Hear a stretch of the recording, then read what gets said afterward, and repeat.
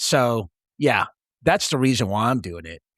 But no one really goes with the intentions of saying that, you know what, I want to make this better. Or why does internal affairs have this negative stigma attached to that role for decades? I mean, it probably goes back to like the 40s, 50s, and the 60s, because again, all we're taught in our culture is those guys are bad. Don't talk to those suits because they're just evil. They're the rat squad. They're you're going to the dark side. And so essentially what we're doing is that we are creating our own enemies. And so I've taken it upon myself to try to change that stigma, or at least give a better picture, or not have such a misunderstanding or a misrepresentation of the role and why people actually go to internal affairs. So I just ended up there because I decided to go to law school. And at the time, LAPD is the only agency. That's Marlon Marrache, a retired law enforcement professional with the Los Angeles Police Department who has more than 25 years of experience, including more than a decade in internal affairs. This is the Silver Linings Handbook podcast. I'm Jason Blair.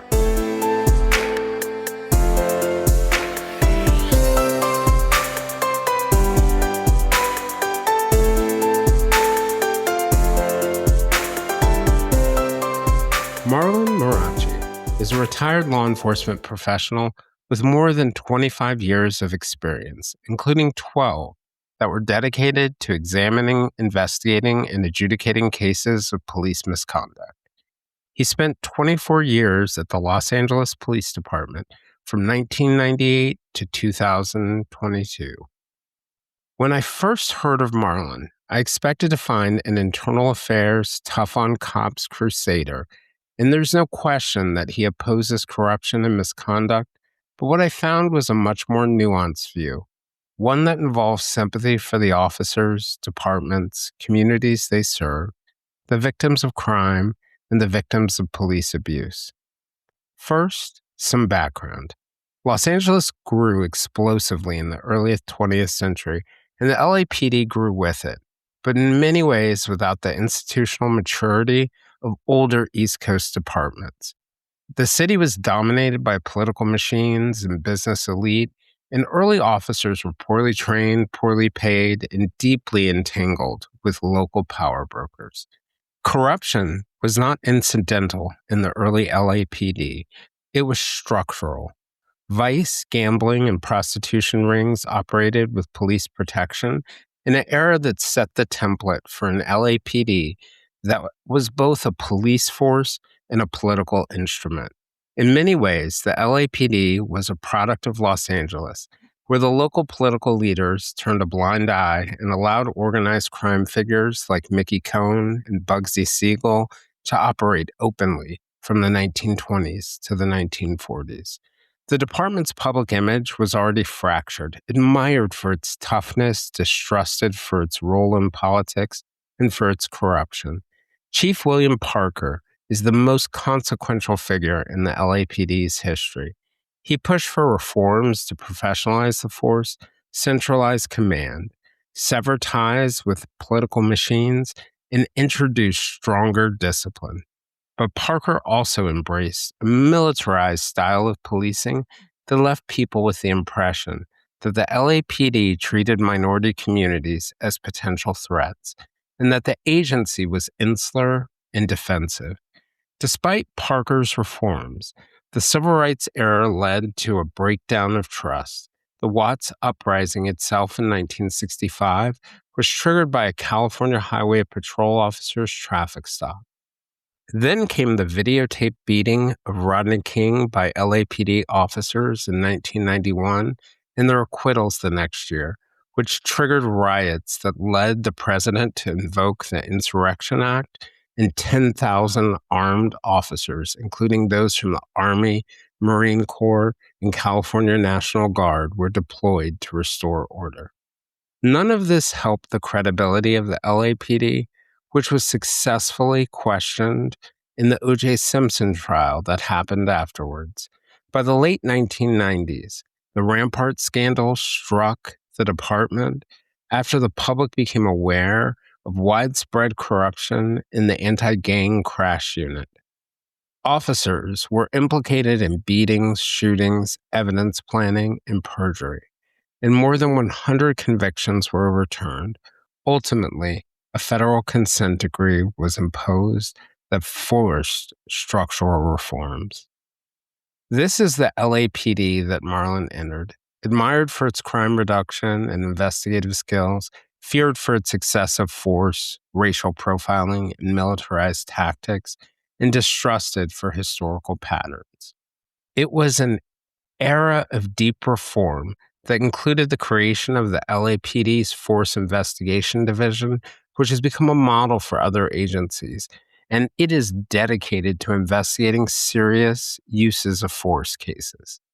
An Office of Inspector General was created to take on another task. A federal monitor was put in place. The Police Commission was restructured to act as a civilian head of the LAPD. Early intervention programs were created to help officers coping with difficulties, and internal affairs was beefed up and reorganized. Since leaving law enforcement in 2023, Marlon has invested time in training law enforcement officers, including internal affairs investigators, serving as an expert witness and supporting departments on internal affairs investigations as an independent consultant, where he says that one of his goals is to foster healthier workplace environments by addressing misconduct, changing leadership practices, and implementing the best approaches. Marlon is also the host of a podcast called the IA Guy Show. He's recently started another one as well. One of the things I've long believed since being a reporter in New York is that internal affairs is in many ways the first line of defense in the relationship between a police department and its community. And when a community's relationship with a police department breaks down, investigations grind to a halt. More crimes go unsolved. And because we know that many serious crimes are committed by a small group of repeat offenders, crime can explode. In this episode, we discuss how internal affairs is the first real line of defense between the police and the community, how the public rarely understands what an officer actually goes through during an internal affairs investigation, that shame around police misconduct is not a good replacement for actual accountability, and how internal affairs perceptions within agencies hamper their ability to be effective. We also talk about the mental health toll on all those who are involved, including the isolation and trauma officers experience, even in situations where the complaints against them are unfounded.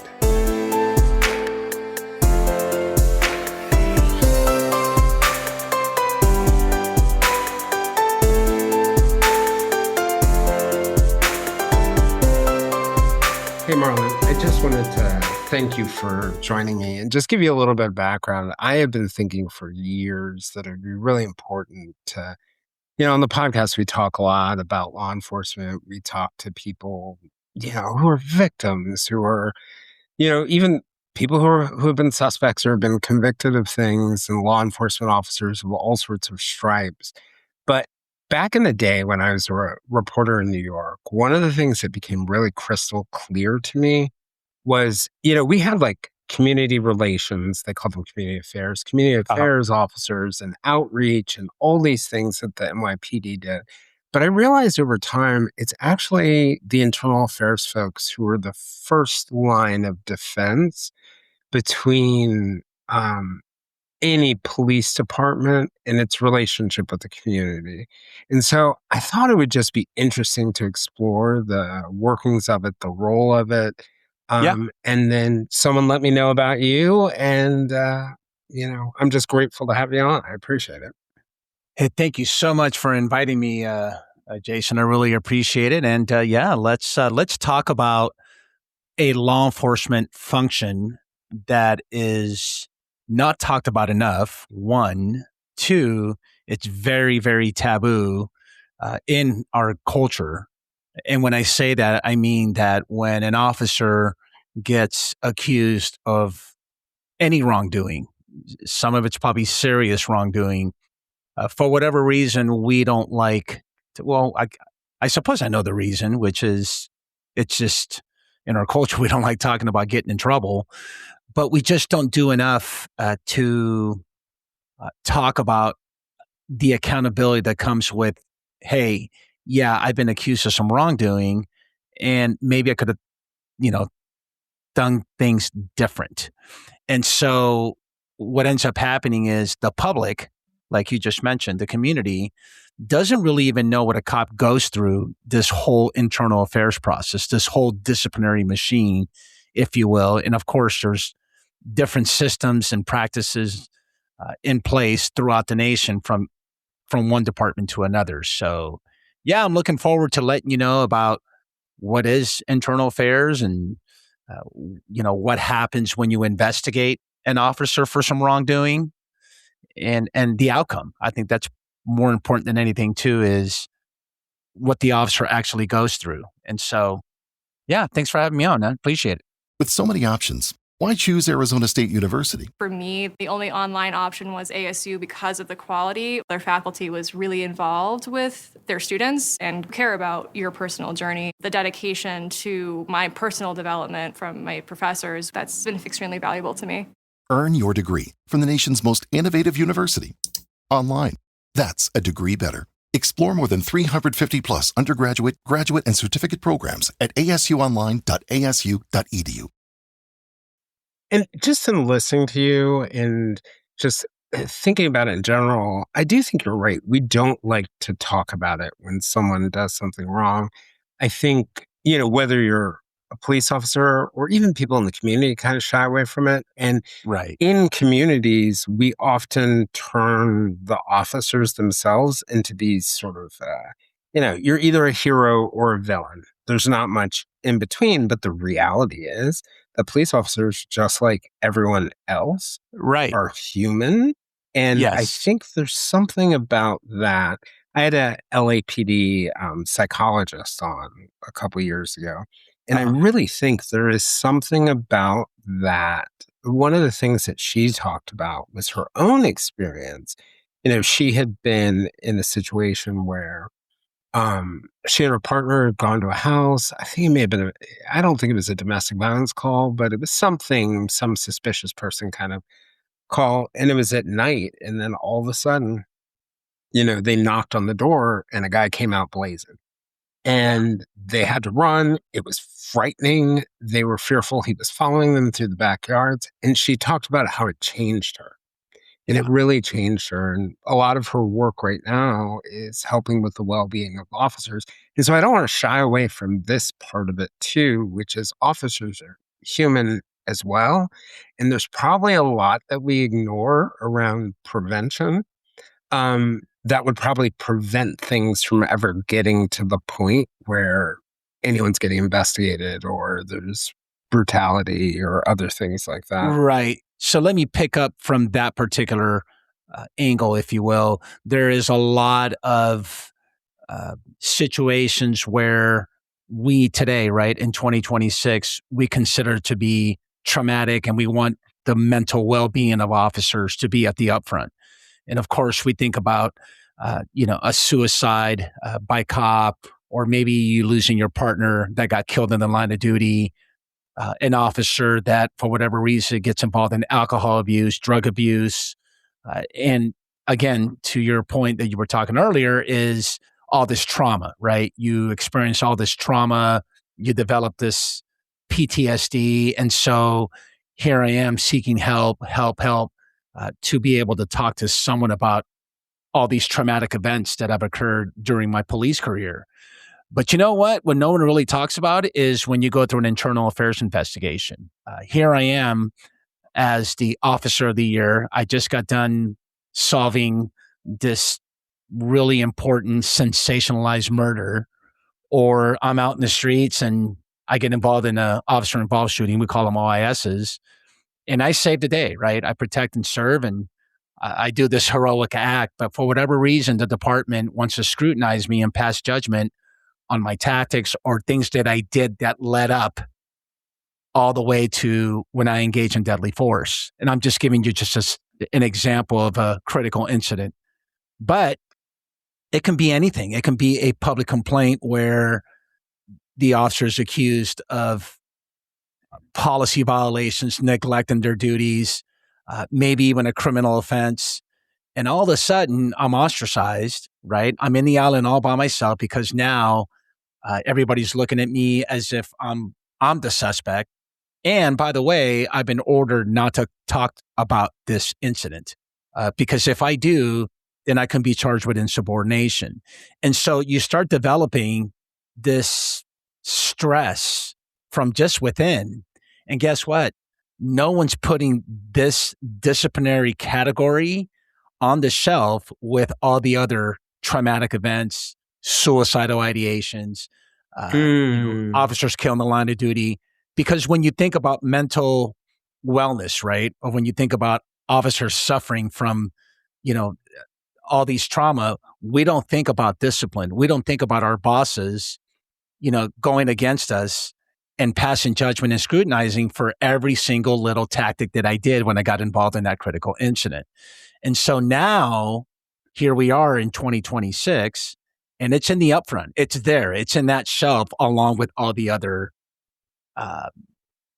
issues, if you will, or I suppose diagnosis of incidents. No, I guess what I'm trying to say is that when an officer goes through a disciplinary process, it's categorized, or it should be categorized along with all the other types of mental, issues that cops suffer during their career. Yeah, and one of the things that sort of struck me about what you're saying, actually, there are probably two things to say now. One, your description, it sounds so lonely. And then the second piece of it is, if you step back and you think of, as someone who's not a police officer, if you've ever been investigated by anyone, by the IRS, by law enforcement, by your own employer, it is stressful when you have, even when you do have a world of people and lawyers and other people like that, it keeps you up. I mean, I'm not saying this is true for everyone, but most people get very, very stressed out. You're thinking of those 1% chances. And I think it gets compounded by things like what you're talking about, those rules about, if I'm getting investigated by the IRS, I can talk to my colleagues about it, right? Yeah. If I'm getting investigated for something, an officer-involved shooting or something like that, it really limits my ability. And then I guess maybe there is a third thing that stuck out in what you were saying, that police departments have to scrutinize moments where people are making split-second decisions that can ultimately have really good outcomes. And it's like everything goes in slow motion in the investigation in a way in the moment for you. It could never be in slow motion. Yeah. And no, totally. Very well said.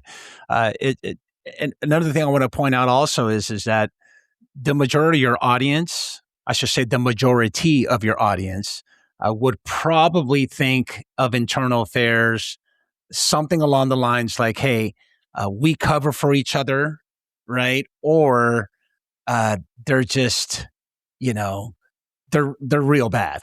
Internal affairs investigators or IA are real bad people because they want to stick it to that hardworking cop or to that good cop or to that street cop. If you ever talk to cops, if you ever talk to cops, they'll tell you you're really bad people for completely different reasons. Yeah.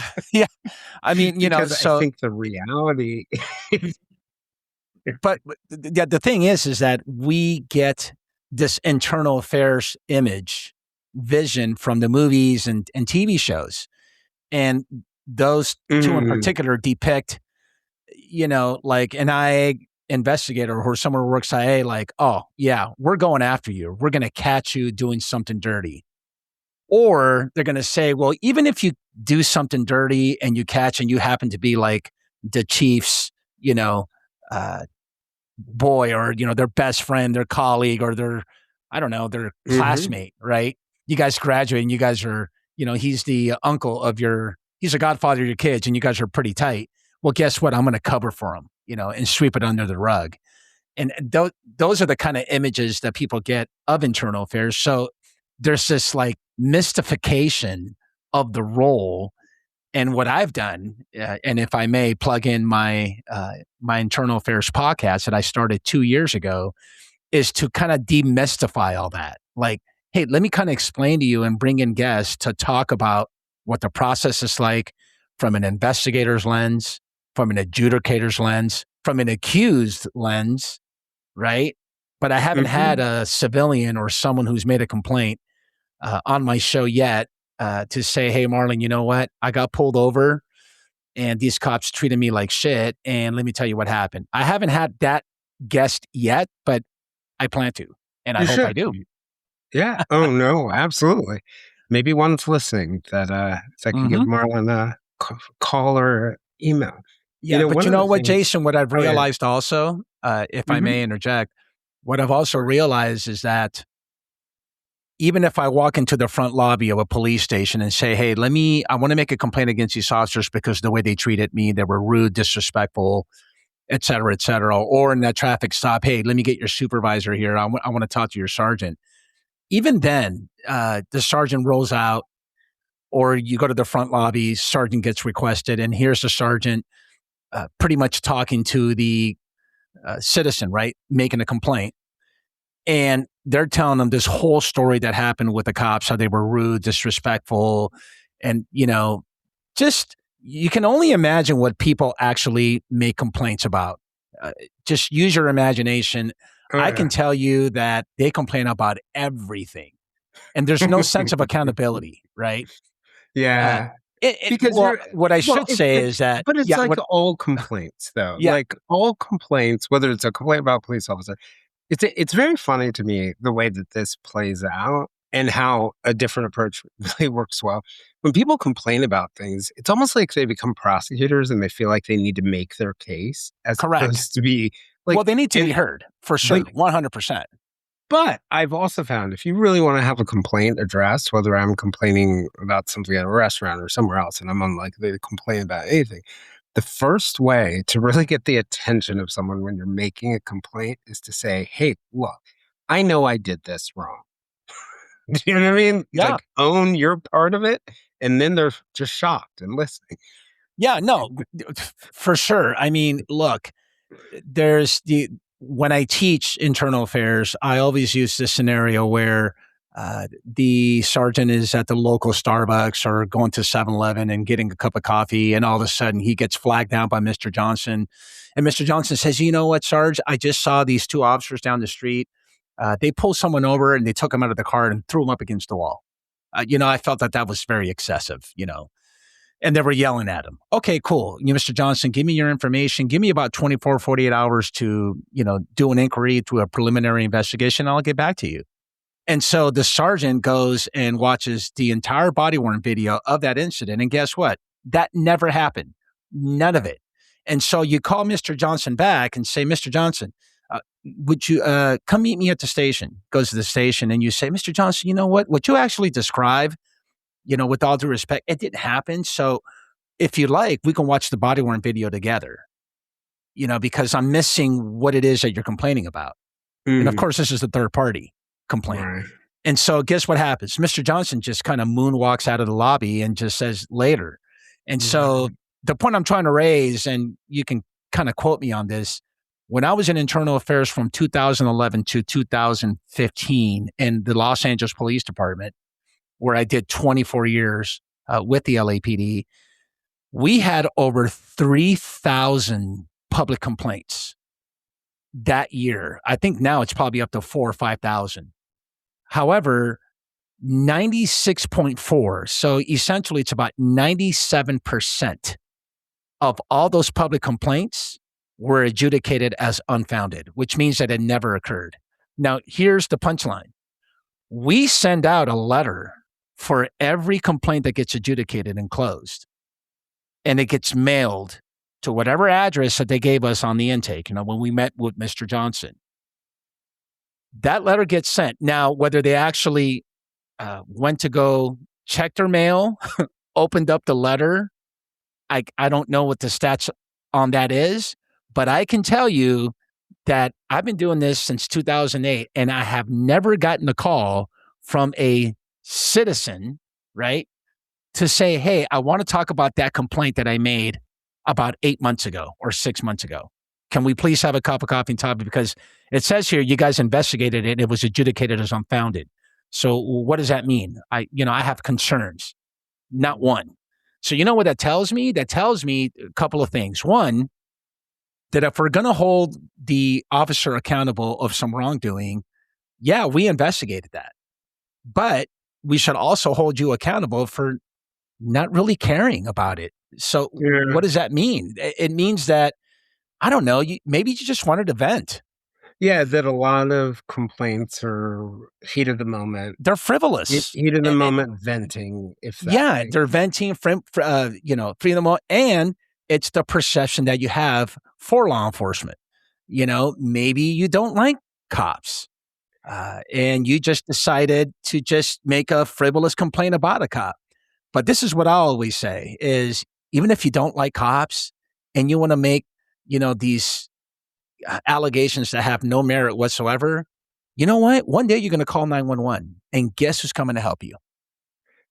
I've had those moments with people I know where, they've had a very negative view of police officers and then something happens, right? Like someone in their house is having a mental health crisis or some event happens and they begin to realize, right? Like they're like the third party who needs help watching it from the outside.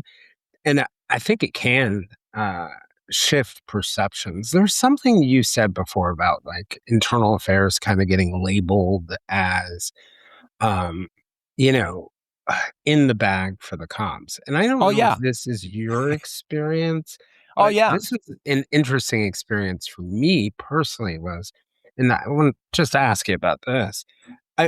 When I was in New York, I found that it was often the politicians who were saying we need to give the officers a benefit of the doubt. And the logic there was that if you wanted to have a functioning police department and you had split-second, last-minute decisions, the department itself could not function if we didn't at least give them the benefit of the doubt, right? Like tie goes to the runner, it goes to the officer. But the IAD investigators often had no interest in giving the officers the benefit of the doubt. They were the ones who were like, no, we need to nail this person to a wall. Yeah, let's nail him to the wall. And you know what? The more I think about us having this conversation about why is it that I never got a call back to discuss this complaint that apparently 8 months ago was very, very bothering for you, right? I mean, it meant a lot to you emotionally, I guess, that you just don't want to discuss it. I think it goes to the perception that we were talking about earlier where, you know what, they're going to investigate and cover for the officers anyway. So why even waste my time? And I get that part.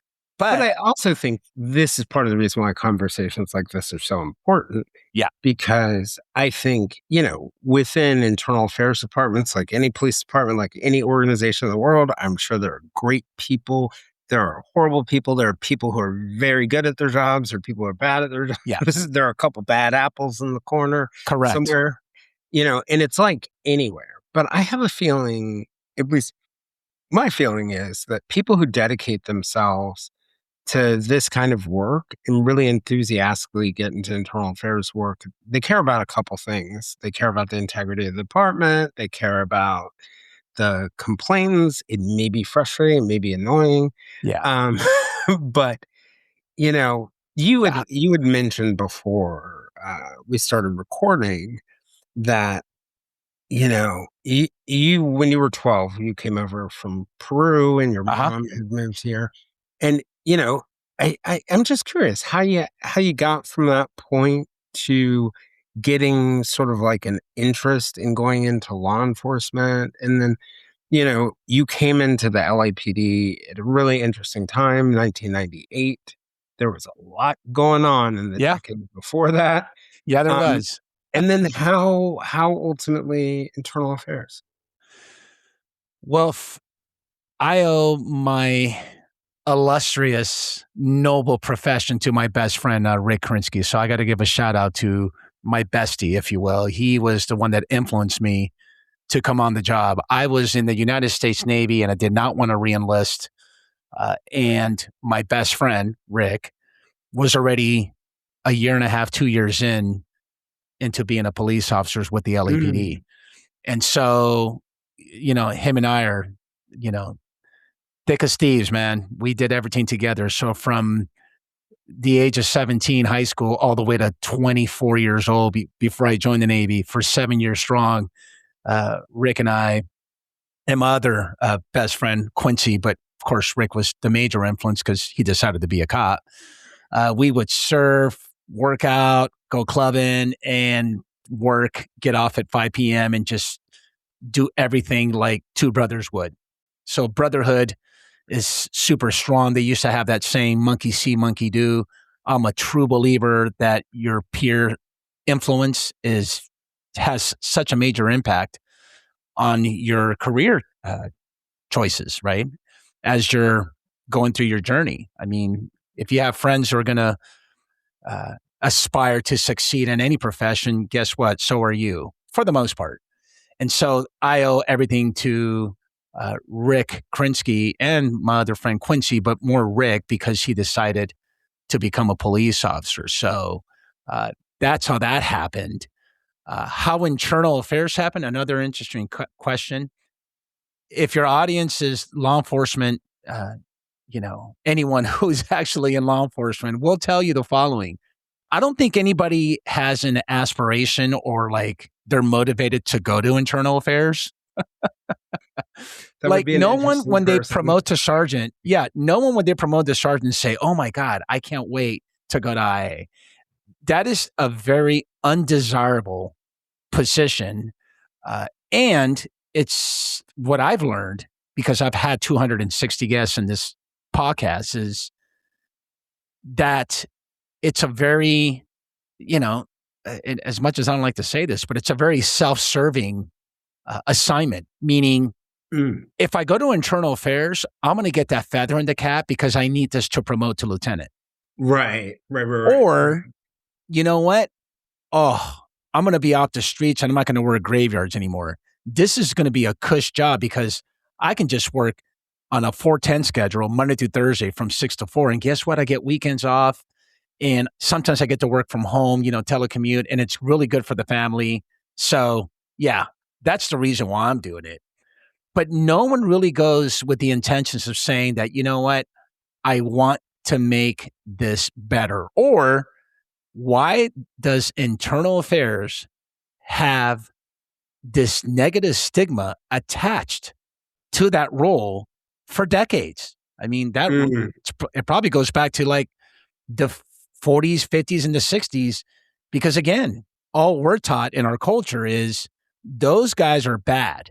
Don't talk to those suits because they're just evil. They're the rat squad. They're you're going to the dark side.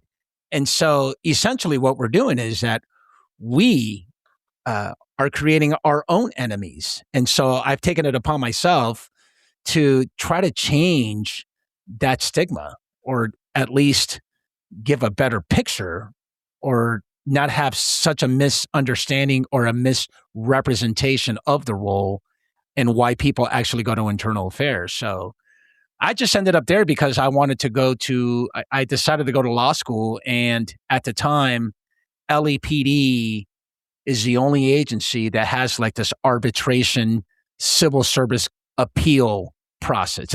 It's like a hearing. We call it the border rights hearings. And basically all it is like a mini civil trial where the chief says, hey, I'm accusing you of serious allegations of misconduct. I think that you're lying. Hey, what you did off duty was horrible. It was very unfavorable on the eyes of all stakeholders. Guess what? You can't be a cop anymore. I'm going to send you to this hearing, 3-panel member, and they're going to pretty much determine your fate.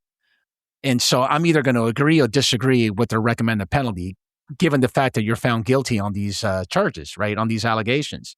And so that was my job. And at the time, I was in law school. So what I ended up doing is getting like moot trial, like trial advocacy under my belt. Yeah. And I was in my second year of law school. I was just barely even learning contracts, torts, crim law. And here I am thrown to the wolves with these major criminal defense attorneys. Judge. And, I was told by my lieutenant, and I'll never forget this, Marlon, don't think of this as a prosecutorial role. And you know what? I'm going to call BS. That I felt like I was prosecuting cops on behalf of the chief of police. So for all you listeners out there, it's no any different than a doctor, losing their license. Even a lawyer, they have to go through this appeal process. And, I suppose a state bar, has a representative saying, hey, panel members, this person cannot be a lawyer anymore because of this. Or at a board saying, look, this doctor, he cannot practice being a physician anymore because of these reasons. That's what it is. It's not any different than doing that. It's like tribunal, Yeah. Yeah. I used to sit in those. They had the deputy commissioner for trials, little trial room was right above us, the press shack at the NYPD. And occasionally, you may have realized this, on occasion, there's a police scandal in New York. Yeah. And, it was wild because, you go from being a regular cop on day one, regardless of, whether there's any merit to what you did, to it was called the chief or the special advocate's office. And they worked for the first deputy commissioner, and they were who was the number two. And they literally prosecuted you based on the case that internal affairs brought forward. Yeah. And you went before an administrative law judge who was a deputy. There you go. Like an ALJ. It's a and it was, it could get really wild. Yeah. I mean, I think it was fair to say you had a better chance in front of a jury than you did. Not to say that they were in the bag, but I mean, there are a lot. There are a lot of rules when you're a cop. And the interesting part about what you're talking about is that I never thought to myself that when I went into opening arguments at this tribunal hearing, right, in front of an LJ, same thing, panel member, that it was already kind of determined that, look, we're going to fire this guy no matter what. I never thought of it that way, but lately I've been reflecting, thinking to myself, you know what? Maybe they were checked out from the get-go, and maybe they did get those phone calls saying, hey, you know what? Don't. Or there could be. Or there are other phone calls that kept people out of the room. Exactly. Now, before I forget, because I don't want to forget, I also think it's very, very, very important for your audience to know two things. One, when we are talking about internal disciplinary matters of cops, alleging wrongdoing, right? We're alleging that they're pretty bad apples or bad actors. I want to make sure that your listeners understand that it's a very, very small fraction of the population of cops. Okay, so we got to get that. I'm talking not even 1%. I'm talking like 0.0001% of the population of a metropolitan department. So in LAPD, at one point we were 11,200 strong, sworn employees, right? Sworn officers. Mm-hmm. We must have had maybe 100 hearings in one year. In a year. Oh, wow. Yeah. And so I want to make that clear. Now, what I also want to make clear and drive this point, drive it home real solid is that there are over 18,000 agencies throughout the entire United States, and there's probably about north of 800,000 officers across the nation. So I'll be the first one to tell you that, yes, there is corruption. Yes, cops do cut corners. Yes, cops are shady. Yes, cops do criminal acts. So let's not, shy away from the fact that there's a lot of corruption out there and there's a lot of scandals. And one of the main reasons why we're having this conversation and I have a podcast is to maybe prevent that. But your audience needs to know that, I'm not here to say that, all cops are, are good. But what I will say is that nobody hates a bad cop more than a good cop. So Yeah, just want to make that clear. that's a really good point. And I found that to be true because it makes the job harder for everyone. Yeah. I was thinking about that point that you made about sort of like the misperceptions about ID in the community. And Yeah. I remember there was a NYPD deputy chief named Charles Campisi, when he was in charge of internal affairs. And one of the things that he instituted when he was there, which actually really kind of, I think, changed things, he introduced like some proactive steps, almost like the same kinds of things that they were doing doing in terms of investigating other people. Like they would have integrity checks, right? Like, guy walks down the street, drops $200 on the ground near a posted cop. Let's see what the cop does. Does he turn it Yeah. in? Does he do other stuff like that? Sting Right? operation. That kind of stuff. I'm not touching that. Yep. Or I'm walking right to my precinct. But one of the really interesting things that they did with that on integrity checks, they didn't always sort of like go to the wall on the cop who did something wrong in that moment. Sometimes what they would do is they would use it as an opening for corrective action and training and other things like that. Yeah, progressive discipline is progressive what we call discipline. Only once you went down the road a couple times, and it might mean you're getting more integrity checks, by the way.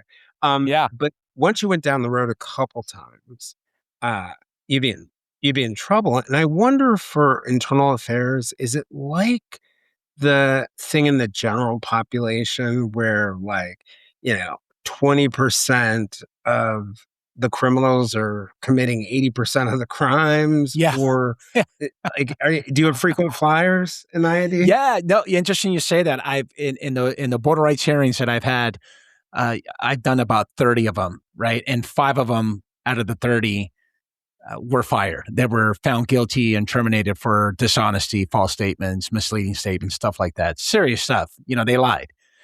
And we were able to prove that they lied. So the other ones, the ones that got suspension, you'll see 1 or 2, but not many. But Like, to your point, I mean, even with the stats that I gave you, right? So 96.4, let's just say round it off to the nearest dollar, which is 97% were they were unfounded, all these public complaints. It's that 4% that we have to worry about. And now 4% of, 11,000 officers at one point, right, in LAPD, it's concerning for sure, 100%. Now, the problem is that, I shouldn't say the problem. The challenge is, how do we not sensationalize all these with the media? Because we do. So we'll grab one incident and paint this with a broad brush and say, oh my God, this is happening all across the nation. I mean, now we can segue into, like, George Floyd, the Summer of Love. That's perfect example. Or even the Garner case in NYPD, right? Eric Garner, where, they do a chokehold on this guy dies. And now all of a sudden, everybody from NYPD across all the way to the West Coast, we're just these awful people who choke people out. Yeah. So, and again, all these incidents that were, exactly. We got the Diallo shooting. Diallo was interesting because I covered it, and I remember initially thinking, good Lord, like 19 shots, I have no idea. Wasn't it 40? I want to say it was 41. Well, it was 41 shots in total. First burst, like 19 rapid gunfire. And one of the things that, and it sort of actually connects to the 41 shots part of it, is when it finally got to the point where there was a trial, and I began to kind of like understand a little bit more about sort of like police training and the way that people react, I began to realize it became contagious fire. Like when the first cop tripped, the others thought they were firing, and then, the way that you're trained, like just like in the military, neutralize the the threat, and I'm not saying that like I don't really know, right? But Yeah.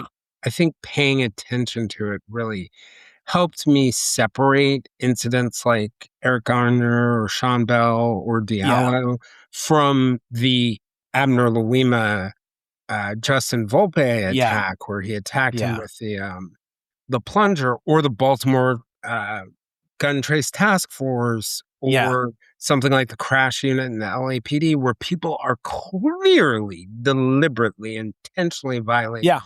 the Yeah. rules. And I I'm doing think, it. Yeah. yeah, We can touch a little bit on, the so-called scandal in Rampart crash.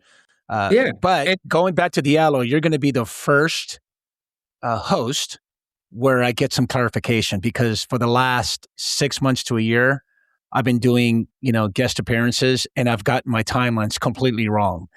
I could have sworn, this is, that shows my age. I could have sworn that the Diallo shooting happened in the early 90s, and it didn't. It happened in 1999. I yep, got in the academy in July of 98. So to me, that had an impact. And I've been telling people, hosts, when they invite me as a guest, that was one of my concerns, coming on the job. Like, oh my God, look, this kid, he looked like a kid, by the way. I always thought he was a kid because he looked young, but he wasn't. He was in his 20s. So I'm going on the record now to clear it up for everybody. So I appreciate you giving me a little bit of the platform to get some clarity with the Diallo shooting. Is that, yeah, he, reaches for his pocket. Next thing you know, contagious fire. And so to me, just barely starting my career, it had an impact, because I yeah, didn't know if I can live with the fact that, you know what, this kid, he was just trying to get his wallet out. And I know that we told him numerous times to, let me see your hands, let me see your hands, let me see your hands. Don't put your hands in your pocket. Get your hands out of your pocket. And, next thing you know, here goes, like you said, the first volley was 19 rounds. So that had an impact on me. And of course, shortly thereafter was Rodney King. I'm sorry, Rodney King happened in 1990, and of course the no, riots were it in was 1992. before, It yeah, was before that. So for me, Rodney King had a major impact, because I didn't come on the job until 98. I thought to myself, oh my God, I don't want to sign up for this. And so I say that to let you know that cops do have some empathy, right, towards major incidents that have an impact on what the public believes what cops do. But now that I have 25 years under my belt, yeah, these are tough decisions that you have to make. And like you said, I mean, can you imagine if the Diallo shooting, same similar circumstances, happens tomorrow? You can assure that those cops, not only are they going to get criminally filed on, but their lives are going to be ruined. They're going to be tarnished for the rest of their lives, even if they get fired, and even if they get convicted, for that matter. What do you think? yeah, yeah. Oh, for sure. And if you think about what you were coming into at the time, so it would have been the Diallo, or no, the Abner Louima attack happened the year before. That was the one in New York where Justin Volpe assaulted him inside the police station. But Oh, okay. Yeah. you, I could have sworn Diallo happened way earlier, but but you know what you had though? If you think about it, you had Rodney King, Rodney King you for had sure. Reginald Denny, and then, Yes. which was that construction worker who was pulled Yes. from his Florence and car Normandy. Florence and afterwards. Normandy. Yeah, Yep. yeah. And then you also had the O.J. Simpson trial, which Yes. The Rodney King beating really Yeah. affected the views on the Oh, yeah. LAPD and policing at the time. So you We had went that through a whole lot. wave. Yeah. 100%. Yeah. Interesting time to become a cop. Yes. Yes. And I caught the tail end of what I would consider and label real tactical, aggressive police work. Right. The more militarized. Well, yeah. I mean, if Yeah. you can recall, I don't know if you remember Chief Daryl Gates announcing, hey, you know what, we're going to do Operation Hammer. Operation Hammer was, quote unquote, we're going to go fight crime before crime even occurs. Mhm. So my research, and just not to digress a little bit, but the reason why I rebranded the IA Guy, A Police podcast to the Marlon Marrache show, Truth Behind the Badge, is because I started on these different projects. One of those projects is bringing in the old school officers, cops that worked between the mid 80s to the mid 1990s. And they come in and tell stories and say, of course, the prompt is, hey, can you just let us know how violent was the city of Los Angeles back between the mid 1980s to the mid 1990s? And you want to talk about stories that are just completely wild. I mean, I don't know if you knew this or not, but Rampart, I want to say it was 1994 or maybe 95, 168 homicides within a 6.5 square mile. Oh, I believe it, as somebody who lived through the 2,200 murders a year in New York. People who have, I guess, lived in the last, let's say, 25, 30 years. Right. Have no idea. They have no idea. Those are super challenging times in New York, of course. But in LA, I can tell you that there was a point where Chief Gates pretty much had to announce that there's a declaration on war against drugs and war against gangs. It's just out of control. The crack era hit in the early 80s to the mid 80s. You know, it was just very, very violent. I mean, I got guests to come in and told me, Marlon, when I was a watch commander at Rampart, within the first 3 hours of my shift, I had 4 or 5 homicide scenes, and I only had like 2 units. You know, and it was just completely wild. I mean, you know this too, 1990, 1991, and 1992, 1,000 homicides per year in the city of Los Angeles. So again, I point all that out to say that police work, and I was a rookie cop in 1999, 2000. It was nothing like the mid 90s whatsoever, meaning you came after the wave. Yeah. Well, we kind of did it, we used to call it, now they call it pro enforcement work, or, we used to call it observation, obs work, meaning we're out there and we're looking, we're hunting. Yeah, street crime units, anti-crime units. Yeah, just, they have fancy words for it now, but, crime prevention or, crime enforcement. We knew that we're in roll call, and I can tell you that the detectives come in and say, okay, look, this person's wanted for 3 homicides. They're driving a Toyota Camry, of course, or a Honda Accord, of course, because those are most stolen cars back in that era. Mm-hmm. And this is what they look like. So we go out there and hunt for that particular, type of vehicle or that subset description. And guess what? Sometimes you'll catch the right fish. Of course, it was aggressive. I'm not going to sit here and deny the fact that, hey, we weren't nice about things the way we are now. I mean, de-escalation is the buzzword, and it is, a practice, a tactic that needs to be done before you actually use force. A whole bunch of states have their. If it makes sense, right? Because if it makes, not everything needs to be de-escalated. I get that point, but I can tell you we've been de-escalating ever since back then, or even before, where, hey man, we'll tell you what to do, we'll ask you, and then we're just going to do it. I think this is a good place to stop for today. Thank you for joining me and Marlon. We'll be back next week. If you would like, in the meantime, to join us for more discussions with me and other listeners, we can be found on most social media platforms, including a listener-run Facebook group called the Silver Linings Fireside Chat. For deeper conversations with our guests and live conversations with other listeners, you can also join us on our Patreon at www.patreon.com/The Silver Linings Handbook. This is the Silver Linings Handbook podcast.